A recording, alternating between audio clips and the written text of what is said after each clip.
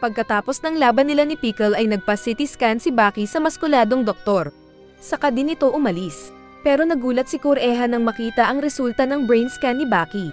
Kaya mabilis niyang tinawag ang isa pang specialist na si Mogi. Nagulat sila dahil naging kamukha ni Yujiro ang resulta ng utak ni Baki kaya nasabi ni Mogi na demonyo siguro ang may utak nito. Saka sa isang park kung saan naglakad si Baki ay nabulabog na tumakbo ang mga daga. Samantala ay naaalala pa rin ni Kozu ang mukha ni Ali na naging pangit pagkatapos matalo ni Baki. Sinamahan niya ito sa pag-iyak kaya parang nabasa ng amoy Zanrox ang damit nito. Saka humabol pa ang negro kung pwede siyang makasundot sa babae pero busted siya dito. Matagal na hindi nagkita sina Baki at Kozu at kunwari hindi miss ng lalaki ang babae kaya sinipa siya sa puwet. Saka sila nag-walking holding hands with smile. Pinagtripan ng gwapong may idol kay Looney na walang balbas si Baki at nilabas ang kutsilyo. Pero bigla itong nanliit na parang yung itlog mong umaatres kapag nasa mataas kang bahagi at tumitingin ka sa baba. Buti na lang dumating ang boy labo na kilala ni Baki at pinaalis ang mga mahilig sa hip-hop. Nagpunta sila ng kantin at pinag-usapan ng nakaraan na pagkatalo ni Baki kay Ogre, at ang ina ng bida na si Emi Akezawa. Dati itong may asawang mayaman pero nang makita nito si Yujiro at nakita pa nitong dinurog ng Ogre ang kalaban ay nabuhay ang bloodlust sa kanya. At alam ito ni Yujiro kaya pinuntahan niya ang babae sa tahanan nito, binugbog ang asawa sa kainanakan ang hangal na babae. Ibinigay lahat ng babae ang kailangan ni Baki para siya ay magsanay at lumakas. Ngunit para sa kanya ay katulad ng gamit lang ang anak para mapasaya si Ogre.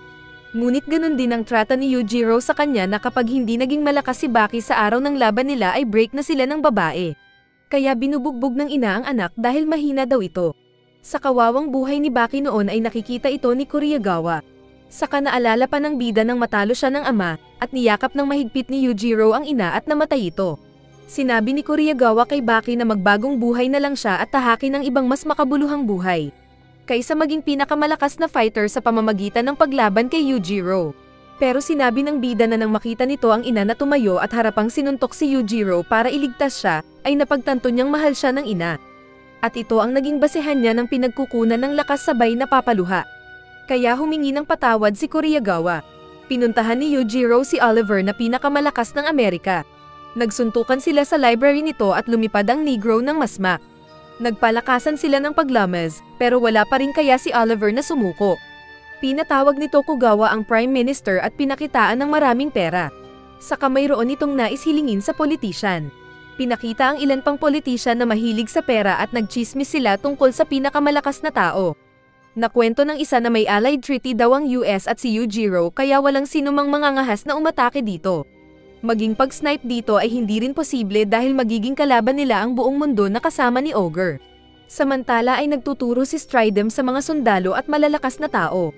Sinabi nito sa mga martial arts world champion na patayin nila si Stridem. Ngunit lahat sila ay tinalo ni Stridem base sa kanilang kahinaan.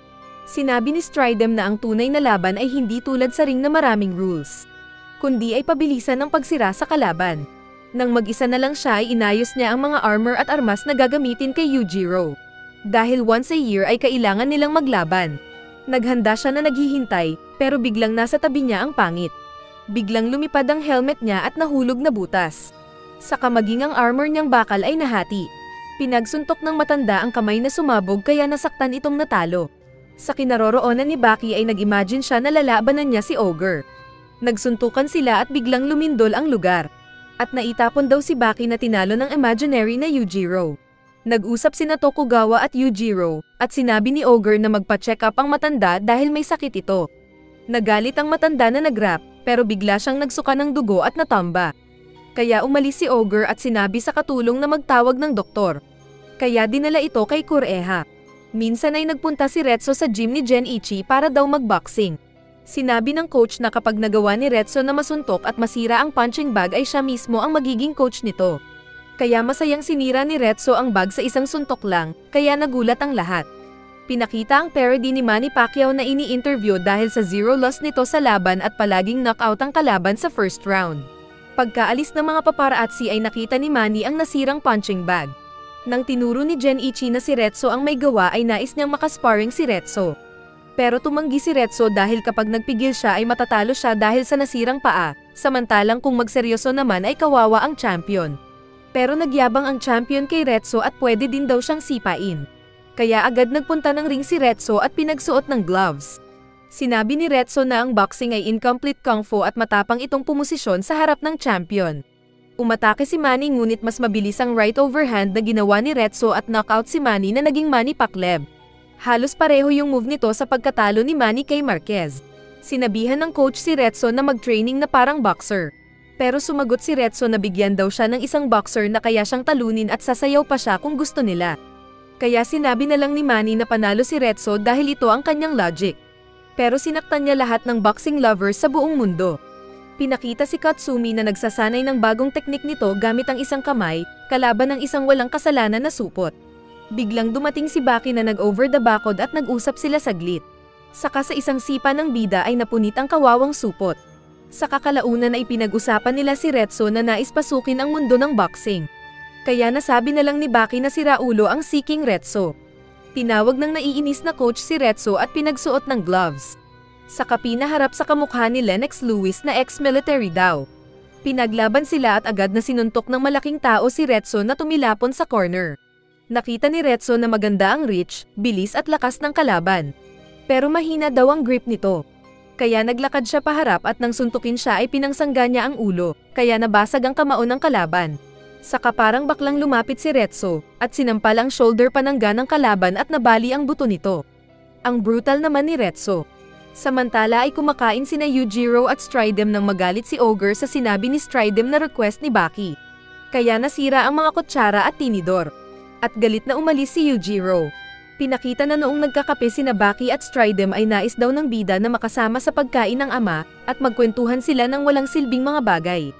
At nais nitong paglutuin ng kanin si Yujiro. Samantala ay nagmeeting ang mga presidente kasama ni Barack tungkol sa nalalapit na laban ni Baki at Yujiro. Concerned daw ang mga ito dahil katumbas ng dalawang bansa ang maglalaban na mag-ama. Pinakita ni Barack ang nakabote na uling na pinagawan niya kay Yujiro. Pero bigla silang natigil at natakot dahil naroon bigla ang Ogre. Dahil sa presensya nito ay napaihi at nawalan ng malay ang mga security dahil sa takot. Ginawang abo ni Yujiro ang nakaboteng uling at pinaulit kay Barack ang oath nito. At saka sinabing huwag silang pakialaman ng kanyang anak na si Baki, saka umalis ang Ogre na pangit pa rin ang mukha. Dumating ng Japan ang isang fight organizer na si Kaiser. Ginto ang ilang ngipin nito. Pinuntahan niya si Retso na nagsasanay dahil naichismis ito ng boxer na binalian niya ng buto. Nagsasalita ang manager ng gym pero pinatigil ni Kaiser at si Retso ang nais kausapin. Pero sinigawan siya ni Retso at pinaalis dahil istorbo sa training niya. Hinamon ni Kaiser si Retso na mag-demo ito ng lakas niya. Kaya kumuha si Retso ng isang gloves, sinuot ito at isinuntok sa hangin at nabutas. Nagulat ang nanonood at napangiti yung ginto ang ngipin. Pinulot nito ang nasirang gloves at sinabing walang ibang boxer ang may kaya nito. Saka tinawag si Retso na sumali sa balak nitong exhibition match. Kung fu laban sa modern boxing. Hindi interesado si Retso sa pera pero nang sinabi ni Kaizen ang mga mandirigma ay na-excite ang mukha niya. Sinabi rin ni Kaizen na kahit invisible ang belt ni Retso ay alam niyang isa itong world champion sa tingin pa lang. Dahil dito ay muling nagka-interest si Retso sa boxing at lumipad patungo ng Amerika kasama si Genichi na coach nito. Sa kinaroroonan ni Baki ay nag-imagine siyang kaharap sa pagkain ng ama at sinabing kulang ng asin ang luto nito. Saka siya pumosisyon na maglalaban na sila ng ama. Nang makita ni Kozu na parang may kasama si Baki ay nagselos ito. Sa training ni Baki ay nakita nito ang isang ipis. May kakayahan ng mga ito na biglang gumalaw ng mabilis. At nang makita ni Baki ang laman nila ay gawa daw sa liquid, kaya iniisip ni Baki na natutunaw din siya. Saka iniwan niya yung pawis niya dahil sa bilis. Ikaw, kaya mo ba yun? Nagpunta ng Las Vegas si Retso at sinabi nitong maganda daw ang lugar pero peke lahat ng naroon. Pero sinabi ni Kaizen na kahit peke ay marami ding naging legend dahil sa paggaya sa original. Nanood sila ng laban ng isang boxer na one punch lang ang kalaban. Biglang nagpunta ng stage si Kaizen at nag-announce ng laban ni Retso na agad ding sinundan ng Kung Fu Master. Nagalit ang malaking boxer na sinabing umalis daw si Kaiser sa ring kung ayaw niyang maitapon. Pero tinuro ni Kaiser si Retso na siya daw ang nais mambastos sa boxing. Tapos sinabi ni Retso na kapag malaki ang katawan ay maliit ang utak. Sinabi ni Kaizen na sirain ni Retso ang hollow block para sa demonstration. Pero ayaw ni Retso at hinamon ang malaking tao na labanan siya. Sinuntok ng boxer ang hollow block na nabasag dahil karate ang base nito bago nagboxing. Pero gamit ang daliri ay ginawang alikabok ni Retso ang hollow block na kinagulat ng mga tao. Dahil dito ay nagawang mailuto ni Kaiser ang laban ng dalawa bilang exhibition match.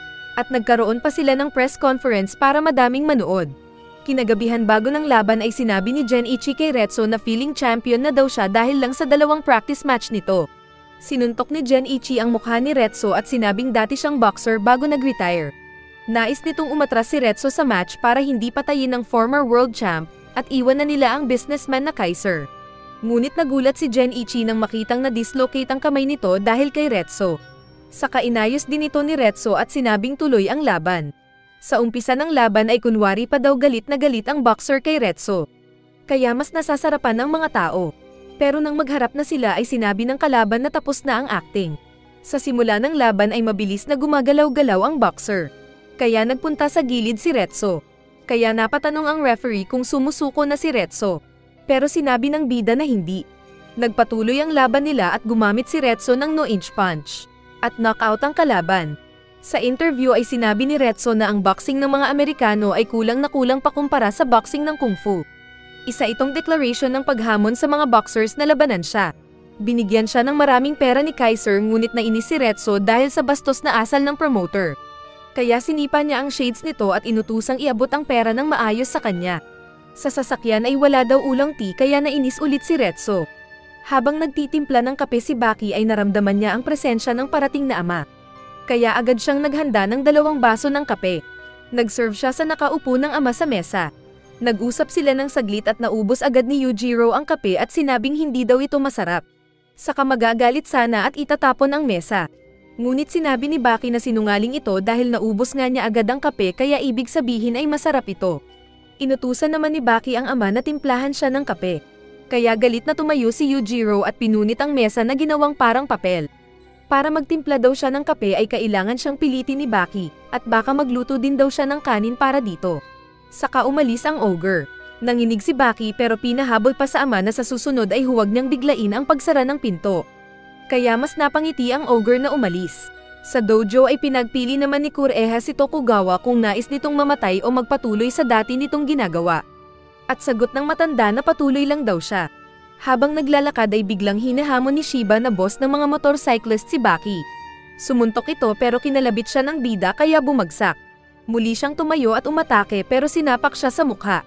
Agad siyang tumayo at umatake pero ilang beses na sinuntok ni Baki ang panga niya kaya ito nakatulog. Nagtataka si Baki kung bakit nais siyang labanan nito. Inutusan pala ito ni Hanayama na subukan siya. Samantala ay nakita ni Retso ang susunod niyang kalaban na boxing star na si Joe Cruiser. Sinabi ni Genichi na mukhang mahina daw si Joe, pero may talent daw ito sabi ni Retso dahil gwapo pa rin ang mukha, ibig sabihin ay magaling umilag. Biglang dumating si Ali Sr. na hinahanap si Retso. Sinabi niyang mas maganda na siguro kung umatras si Retso sa laban nila ni Joe. Saka sinabing kaya Smoke ang nickname nito dahil katulad ito ng usok na kahit sinuntok mo ay lalapitan ka pa rin. Sa face-off nila ni Joe ay na-intimidate daw si Retso sa hindi naman malaking kalaban. At nang maglaban na sila ay kitang-kita ni Retso ang mga suntok nito. Ngunit sa likod daw ng malambot na gloves ay parang mga kutsilyo ang suntok ng kalaban. Saka biglang knockout si Retso. Nasuntok daw niya ang boxer pero kasabay na nasuntok din siya kaya bumagsak. Feeling niyang kakaiba daw ang suntok na iyon na hindi tulad ng suntok ni Baki at Pickle. Napagtanto niyang dahil ito sa gloves na gamit ng mga professional boxer na ginawa nilang armas. Muli siyang tumayo pero napapatanong sa sarili kung paano siya lalaban ngayon. Samantala ay muling nagpakita si Shiba para muling labanan si Baki. Ngunit nagtanong si Baki kung anong rason nito at sumagot ang fighter na para sa practice session. Umatake ang mahinang fighter na sinapak lang ng bida at parang tae na naikalat sa kalsada. Paggising nito ay nagunat ulit at muling naghanda ng laban. Naramdaman ito ni Baki kaya lumabas para bigyan ito ng leksyon. Pero narinig ni Shiba ang pagsuot niya ng sapatos at agad sinuntok si Baki sa pinto pa lang. Saka ito pumasok, sinakal at tinapon si Baki sa labas at sinipa ang mukha. Habang nasusuntok ay naiisip ni Baki na wala daw teknik si Shiba kundi ay purong lakas ang gamit nito. Saka may naalala siya at pumosisyon ng laban. Sinuntok ulit siya ni Shiba gamit ang uppercut at pinasuntok ng bida ang mukha saka mabilis na pinatulog si Shiba. Ngunit balak ni Shiba na ang laban nila ay may mananalo lang kapag mayroong sasuko. Hinamon niya ulit si Baki pero sinuntok ulit sa mukha. Saka sinabi ni Baki na gagamitin daw niya ang style ni Shiba. Sumuntok si Shiba ng malakas pero panangsangga ni Baki ang mukha pero nasira ang kamao ni Shiba. Sumipa si Shiba at muling sinangga ito ni Baki gamit ang mukha. Pero nabali ang buto ng sumipa. Saka hinanda ni Shiba ang daliri para tusukin daw ang mata ni Baki. Kaya gamit ang cockroach technique ay pinagbigyan ito ni Baki. Pero ang daliri pa rin ni Shiba ang nasira.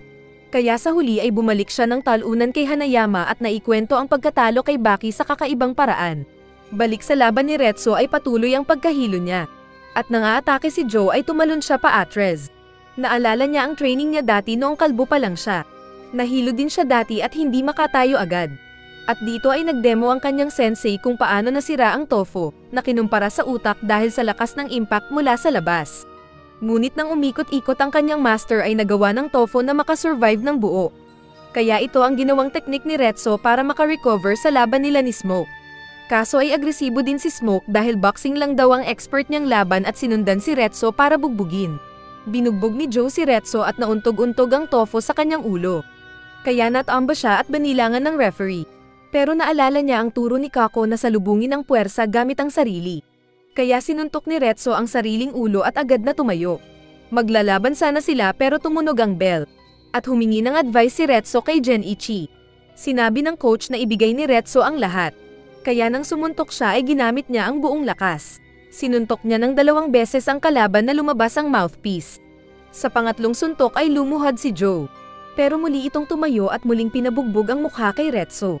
Naalala ni Retso ang turo ni Kako na pwedeng umatake sa itaas. Kaya tumatalon-talon pa si Retso sabay suntok. Ngunit malakas si Joe na nakalaban at nakasuntok ng marami. Nagsabayan sila at napaatres ang bida sa tali. Kaya ginamit ni Retso ang tinatago nitong alas. Pinalitan nito ang grip at sinuntok ng 2 beses si Joe na na-knockout at siya ang nanalo. Sasabihin sana niya ang pandaraya sa laban pero bigla siyang hinawakan ng boxing champion at itinaas ang kamay. Nag-uusap sina Yujiro at Stridem at sinasabi ng Ogre na wala daw problema kung sino sa kanila ni Baki ang magluto ng kanin. Sasabihin sana ni Stridem na naging malambot si Yujiro pero hinati ni Ogre ang tabako nito kaya nagulat ang matanda.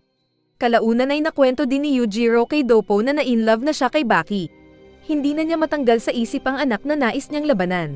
Kinausap naman ni Baki si Tokugawa at sinabi ng matanda na hindi ito papayag na maistorbo ang laban nilang dalawa ni Ogre kahit may dumating pang mga sundalo. Nagluluto si Baki at alam nitong darating ang ama. Inayos muli nito ang nasirang mesa. Saktong ayos na ang pagkain nang pumasok si Ogre at nagharap silang kumain. Nagulat si Baki nang magbaw ang ama at naisip niyang sa pagkain ito nagbaw. Saka naisip na baka sa kanya ito gumalang. Pero pinagalitan siya ni Ogre na huwag ilalagay sa bibig ang mga chopsticks kapag kaharap siya. Sa labas naman ay binabantayan sila ng mga pulis para sa safety ng mga tao. Sinabihan pa siya ni Ogre na dapat kainin pareho ang healthy at instant food para lasapin ang sarap nito. Pagkatapos kumain ay nakita uli ni Baki na nagbaw ang ama bilang pasasalamat siguro. Kalaunan ay sinabi niya sa tatay na maghugas ng pinggan, pero paglingon niya ay kamao ng tatay ang kaharap. Sinabi nitong maglaro sila ng papel gunting bato. At ang matatalo ay maghuhugas. Natalo si Yujiro ngunit napangisi ito sa kaginamit ang gunting na daliri para gantingin ang kamao ni Baki. Saka sinabi nitong may mga gunting na kayang hatiin ang bato. Kaya naghugas ng plato si Baki at naalala ang sinabi ng ama na siya naman ang pupunta sa bahay niya. Bago umalis ay binuli pa ni Yujiro ang mga pulis na nagbabantay doon. Kinabukasan ay nagpunta si Baki sa paboritong hotel ni Yujiro at nakausap ang manager. Sinabi ng manager na mga wild animals ang kinakain ni Ogre pero bigla silang natakot nang lumabas si Ogre sa likod. Saka nagalit si Yujiro dahil ang pangit daw ng damit ni Baki. Kaya sumagot ito na wala kasing nagturo sa kanya ng magagandang etiket. Kundi ay maging malakas lang ang alam ng tatay niya. Saka hinamon ng ama, pero nagpaalala ang manager kaya pinaupo ni Yujiro ang anak. Sa unang pagkakataon ay magkasamang kumain ng mag-ama ng mga iba't ibang pagkain sa first class na paraan at tinuruan ni Yujiro ang anak kung paano umasta. Pagkatapos nilang kumain ay nagtanong si Baki kung bakit pinatay ni Yujiro ang ina ni Baki. Kaya nagalit si Ogre na sinira ang poste. Pero pagpasok ng manager ay nagulat siya nang hinawakan ni Baki ang kwelyo ng ama at naghahamon ng basagan ng mukha. Dahil sa tensyon ay nabasag ang salamin. Nagalit pang lalo si Ogre at nagkaroon ng lindol at nayugyug ang hotel. Huminga ng malalim si Yujiro at pinaikot si Baki na naitapon sa upuan. Paisi-isi daw si Baki pero nang sigawan siya ng ama ay bigla siyang tumayo at nagsalute. Pinalo siya sa puwet ni Yujiro na muntik maitapon sa labas pero nakahawak at nakaligtas tapos napapangiti pa. Kinuha ni Yujiro ang palad ni Baki para sana paluin pero umiwas si Baki. Kaya sinipa siya ng ogre na naitapon sa kabilang kwarto. Saka pinulot ni Yujiro ang anak sa mukha at dinala sa bintana at sinabing dinidisiplina niya ito. Saka nagpahulog ang ogre dala si Baki na napapaisip.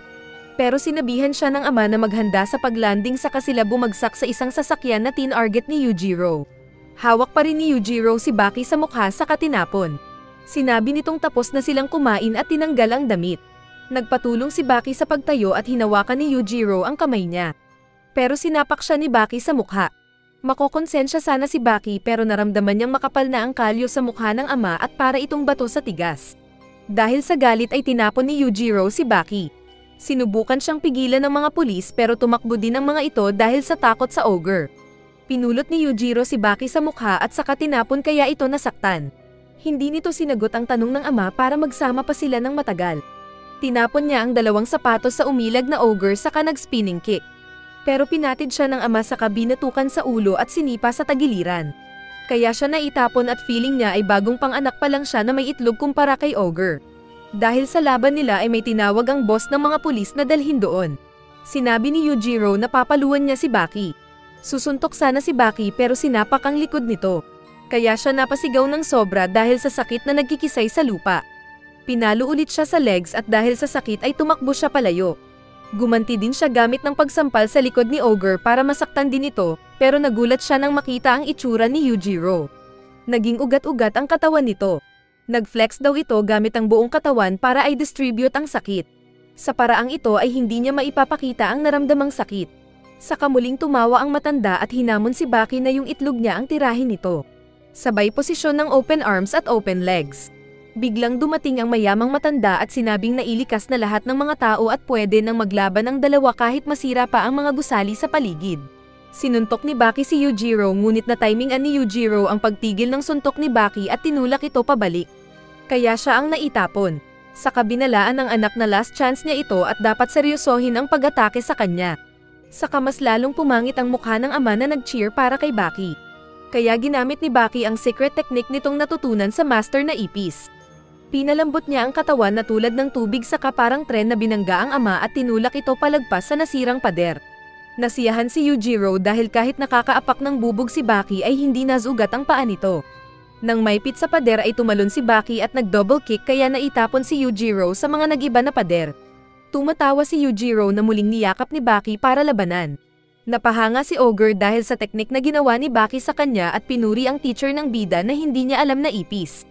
Ginamitan ni Yujiro ng suplex si Baki kaya ito naitapon sa labas. Ngunit nagulat silang dalawa dahil ang dami palang chismoso at chismosa ang naroon para panuurin ang laban nila. Dati ay chismis lang ang usapan tungkol sa laban nilang mag-ama. Pero dahil lumabas ito sa balita ay naging trend ito at mas maraming tao ang dumating para manood.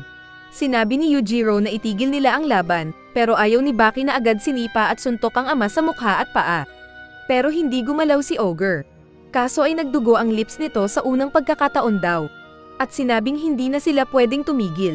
Muling naging feeling liquid si Baki na umatake ulit sa tatay na parang tren, pero bumangga siya sa matigas nitong katawan.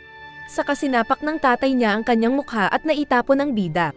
Muling tumayo si Baki para lumaban pero muli siyang sinapak sa mukha. Naroon din si Dopo na nanonood at sa isip ay congratulations daw kay ogre dahil naging malakas na ang anak nito. Tumayo si Baki at inilabas ang dugo sa mga ilong nito, saka inutusan ng katawan na tumigil sa pagdurugo.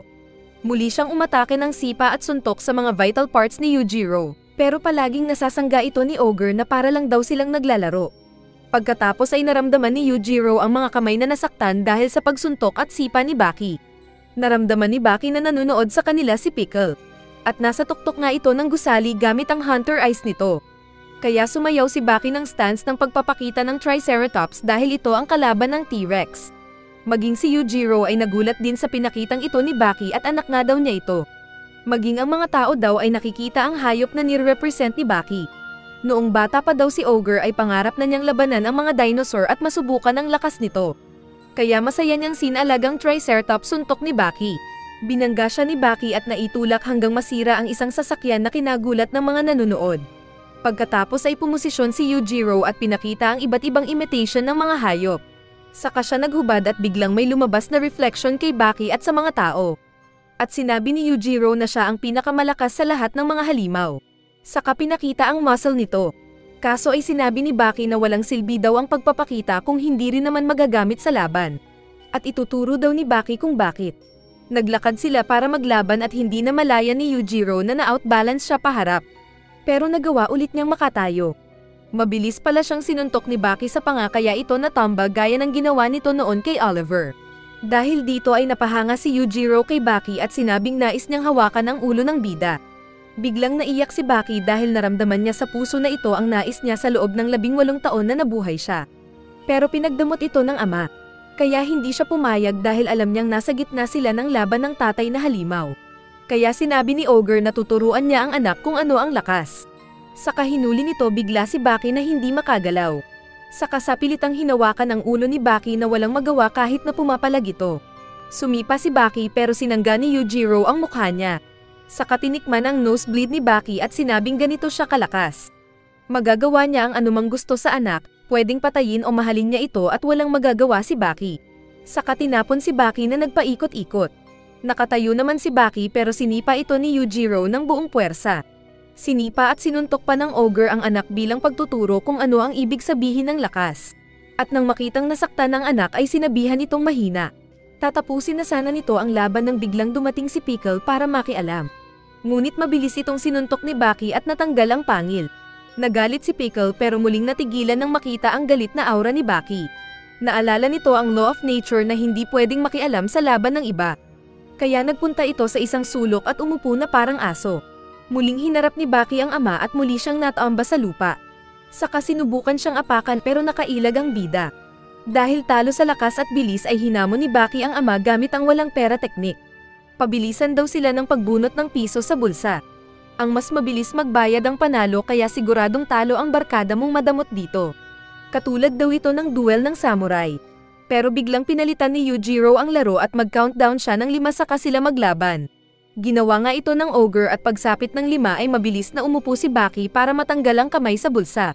Sinuntok siya ni Yujiro pero agad niya itong nailagan sabay counter ng tuhod at nilock ang kamay ni Yujiro. Naroon din pala si Oliver na nanonood at nasabing matanda na si Ogre. Buong lakas na nailak ni Baki ang ama at sinabing sumuko na ito, pero sumenya si Yujiro na ayos lang siya. Saka tinaas nito ang kamay saka sinuntok ang lupa ng buong lakas. Kaya siya nakaalis sa pagkakahawak ni Baki. Ang pagkakalakdown niya sa lupa ay gaya ng pagkakaipit lang sa gelatin. Naihi sa takot si Baki pero hindi pa rin siya tumigil sa pag-atake sa pagnanais na manalo sa laban. Bigla siyang hinagis ng ama at nagawa rin niyang mahulog ng nakatayo. Nagulat si Baki nang makita ang kasiyahan sa mukha ni Yujiro. Nagising na daw nito ang DNA na nakatago sa katawan ni Baki. Sa kanya pinalabas ang mukha ng demonyo sa likod at hinampas ng ubod lakas si Baki na naitapon sa isang sasakyan. Saka pa siya muling sinipa ng gagong tatay. Binugbog pa ni Yujiro si Baki na naipit sa sasakyan na tuluyang nagkalasog-lasog. Saka siya natamba at nawalan ng malay. Muli niyang naramdaman ang pagkatalo at yumuko sa harap ng ama. Biglang nagulat ang marami kasama ni Pickle at Yujiro dahil biglang nagpakita ang lolo ni Baki na mas malaki ang katawan kaysa kay Yujiro. Ito daw si Yuichiro Hanma na naunang tumalo sa Amerika bago pa ng Ogre. Saka sinabi ng multo kay Baki na kayang talunin ni Baki ang tatay kung nais niya. Nakwento ni Tokugawa kung paano tinalo ni Yuichiro ang Amerika. Noong World War II daw ay binombahan siya ng 1,000 bomba ng mga Amerikano sa isang isla malapit sa Okinawa. Pero nang pinadala ang US Army doon para kumpirmahin kung patay na ang malaki niyang katawan, ay nakita nilang ang kasama nilang sundalo ang hinawakan sa leeg. Nag-request daw ang isang General James na gamitan ng atomic bomb si Yuichiro pero hindi pinayagan ni MacArthur. Ngunit bago pa sila makaalis ng Japan ay nakarinig ng malakas na kalabog ang mga sundalo sa barko ni James. Nakita na lang nilang naitanim pabaliktad sa sahig ang boss nila. Saka lumabas ang malaking tao kaya lahat sila ay nagtalunan paalis ng barko. At sa paraang ito natalo ni Yuichiro ang Amerika. Ang teknik daw kasi na ginamit nito na kinatakutan ng mga sundalo ay ang dress. Nawala ang multo kaya muling pinagpatuloy ni Yujiro na bugbugin si Baki. Hinawakan niya si Baki para ituro daw ang teknik ng ama na dress. Sa kakalaunan ay inipit ito sa kilikili. At pinaikot-ikot pa na katulad ng paggamit ng nunchako. Naging pula ang paningin ni Baki dahil sa pag-ikot ng ama sa kanya at lumalabas ang dugo sa mata, tenga at bunganga niya. Saka sinabihan siya ng ogre na protektahan ang sarili at buong lakas na pananghampas sa naroong sasakyan. Habang hinahampas ay sinabi ni Yujiro na huwag nilang maliitin ang kakayahan ng anak nitong si Baki. Kasabay sa pagkahampas ni Baki sa sasakyang bakal ay nagagawa niyang makarecover at mailaga ng mga ito. At muli siyang nakatayo at nag-holding hands sila ng ama. May binigay pa si Baki sa kamay ng ama na isang hugis tao na mula sa nasirang mga sasakyan. Ginawa daw niya ito habang winawasiwas siya ng tatay. At dahil marami na daw binigay na magagandang bagay si Ogre sa kanya ay oras na para si Baki naman ang magbigay. Na-activate daw ang malademonyong utak ni Baki kaya lumakas itong bigla. Sa kanya sinipa at sinuntok ang ama. Siya naman daw ang bumugbog kay Yujiro Hanma. Naalala ni Yujiro ang 5 convict na naghahanap ng pagkatalo, at alam ni Ogre ang pakiramdam nila noon dahil nasa pinakamataas siyang rangko at masakit umano sa loob ang walang challenge. Sinipa ni Baki ang itlog ni Ogre na sinangga nito. Nag-axe kick si Ogre pero pinatid siya ng bida at si Ogre ang mabilis nitong na-axe kick. Muling bumangon si Yujiro na duguan ng ilong pero masaya ito. Muli siyang sinuntok ni Baki sa sikmura at nasarapan daw ang mukong. Saka naalala ni Yujiro na naglakbay daw siya ng buong mundo para maghanap ng kalaban na hindi siya maboboryong. Pero yung lumabas lang pala sa itlog niya ang sagot na hinahanap niya. Storyahe pa sila nang biglang dumating si Kosu. At sinabi nitong nakakasawa daw ang laban nila dahil susuntok sila ng isa tapos kwentuhan. Kaya pinaliwanag ni Baki na ang teknik kasi na gamit nila sa laban nilang iyon ay hindi nila pwedeng gamitin sa ibang tao dahil mamamatay sila. Naglaban ulit ang mga Hanma at ginamitan ni Baki ng Aikido si Ogre gamit lang ang daliri kaya siya sinipa. Dahil masyadong malakas ay sa kanilang dalawa lang sila pwedeng magsagawa ng mga techniques na nakakamatay sa iba. Kaya napabilib ang mga nanonood. Naitapon si Baki palayo kaya nakausap ni Yujiro si Kozu at nagpasalamat dahil naging malakas si Baki sa tulong ng open arms open legs niya. Saka pinaalis siya ng mag-ama na patuloy sa kamanyakan na ginagawa. Ilang oras daw silang patuloy na naglalaban pero wala pa ring natatalo. Ginamit ni Baki ang teknik na panangtalo nito noon kay Retso pero napigilan pa rin ito ng Ogre. Saka binuhat si Baki at naglakad sila na ganun ang itsura sa unang pagkakataon. Ayaw daw sana ni Yujiro pero dumating na ang oras para tapusin ang laro. Hinawakan ni Baki ang ama at nasuplex ito. Pero muling bumangon si Yujiro at pinumpiang ang ulo ni Baki. Saka hinawakan ni Ogre ang kamay ni Baki at pinagawa ng hammer fist. Katulad ng ginawa nito noong bata pa si Baki. Nagposisyon sila ng mano-mano at sa kaharapan na nagsuntukan ng mukha. Hindi na daw sila gagamit ng anumang trick kundi ay palakasan na lang sila. Marami ang nanood sa kalokohan na santukan ng mag-amang mabaho ang hininga. May mga chopper ng mga reporter kaya napanood ito ng lahat. At maging si Jack Hanma ay naiiyak dahil naiinggit kay Baki. Patuloy sa pagsuntok si Baki samantalang hinayaan na ni Ogre ang katawan na masuntok ng anak. Ngunit biglang niyakap ni Yujiro si Baki ng buong higpit at lumagatok ang mga buto sa katawan. Naalala ni Hanayama noong panahon na niyakap din ni Yujiro ang ina ni Baki na namatay. Alam ni Yujiro na durog na ang lahat ng parte ng katawan ni Baki. Kaya tumalikod na ito para umalis. Ngunit naramdaman niyang sinipa siya ni Baki. Nakita niya ang anak na nakadapa at lumabas ang multo nito na siyang umaatake kay Yujiro. Pinatigil ni Yujiro sa pag-atake ang anak. Sa kabigla daw itong nagluto ng imaginary food na tofu. Kumain silang magkaharap at sinabi ni Baki na maalat daw ang pagkain. Kaya napahiya ang Ogre kaya tinapon ni Baki ang mesa na kinagulat ng lahat at biglang nawala ang mga imaginary pagkain. Sinabi ni Baki na niligtas niya ang ama na mapahiya.